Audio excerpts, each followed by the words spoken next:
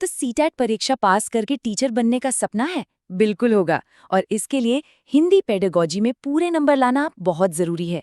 तो चलिए आज हम इसी के सबसे जरूरी हिस्सों को समझते हैं और एक ऐसी कमाल की रणनीति बनाते हैं जो सच में काम करे।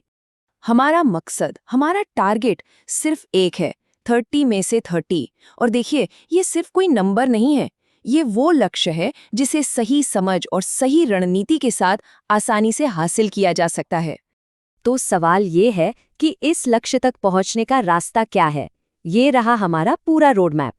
हम इन 6 हिस्सों में सब कुछ कवर करेंगे, पेपर का पैटर्न समझने से लेकर एग्जाम में काम आने वाले सबसे आखिरी हैक्स तक।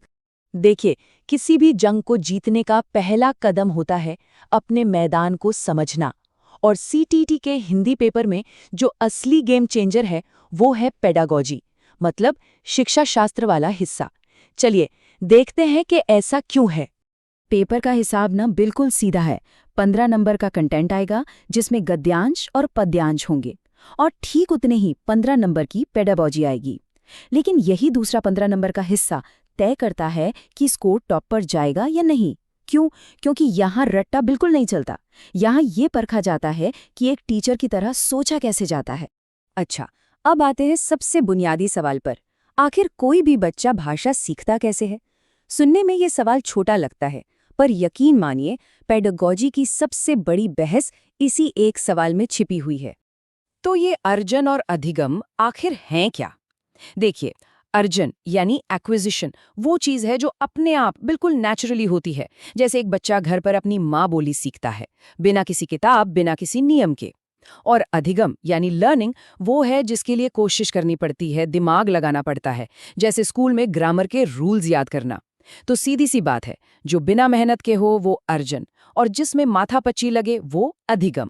हर फील्ड के अपने अपने सुपर हीरो होते हैं, है ना? तो पेडागोजी की दुनिया के ये हैं वो बड़े नाम जिनके आइडियाज पर आज भी जोरदार बहस होती है। चलिए देखते हैं कि इनकी सोच में आखिर टकराव था क्या। यहाँ एक ही सवाल के 4 अलग अलग जवाब हैं। पियाजे ने कहा पहले विचार आता है फिर भाषा, तो वाइगोत्स्की ने कहा नहीं, हम समाज में रहकर सीखते हैं, भाषा पहले आती है।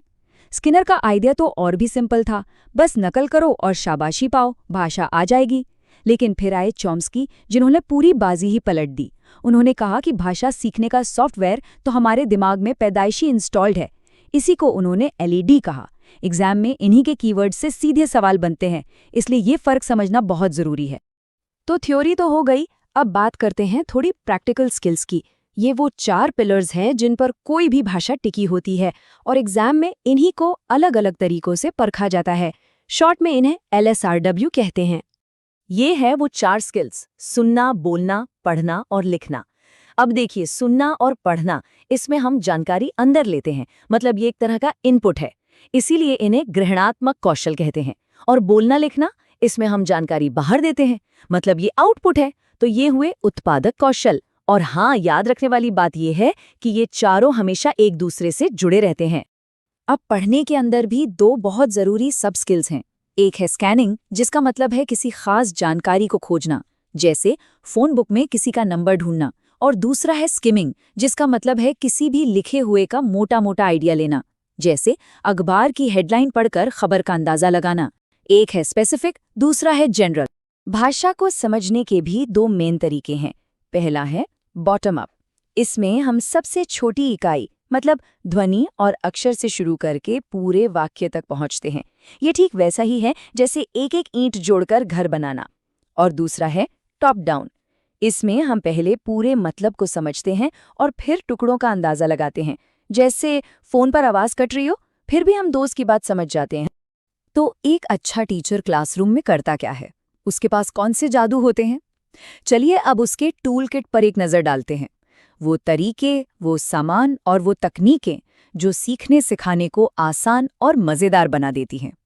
ये है आगमन विधि, जो बच्चों के लिए बहुत असरदार है।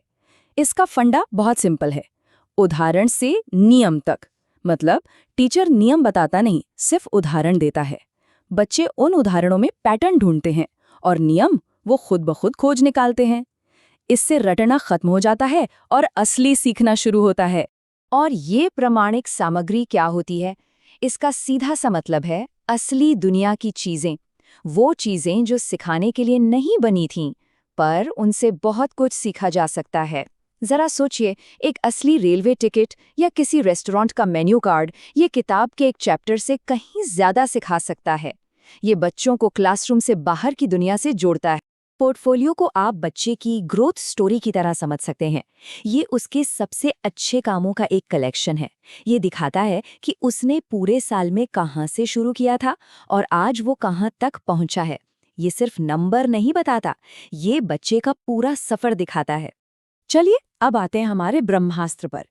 ये वो आखिरी हैक है, एक ऐसी चीट शीट जो आपको एग्जाम में तब भी मदद करेगी जब शायद सवाल पूरी तरह समझ ना आ रहा हो। ये बताएगी कि कौन सा जवाब सही हो सकता है और कौन सा गलत। तो ये रही वो टैग वर्ड्स वाली टेक्निक। जिन ऑप्शंस में आपको अवसर देना, संदर्भ में सिखाना, प्रोत्साहित करना या मातृभाषा जैसे पॉजिटिव शब्द दिखें, तो समझ जाइए कि वो जवाब लगभग हमेशा सही होता है। और वहीं जिन ऑप्शंस में केवल रटना, याद करना या सजा जैसे नेगेटिव शब्द दिखें, तो वो जवाब लगभग हमेशा गलत होता है। ये एक जबरदस्त शॉर्टकट है। तो अब लक्ष्य बिल्कुल साफ है और रणनीति भी हाथ में है।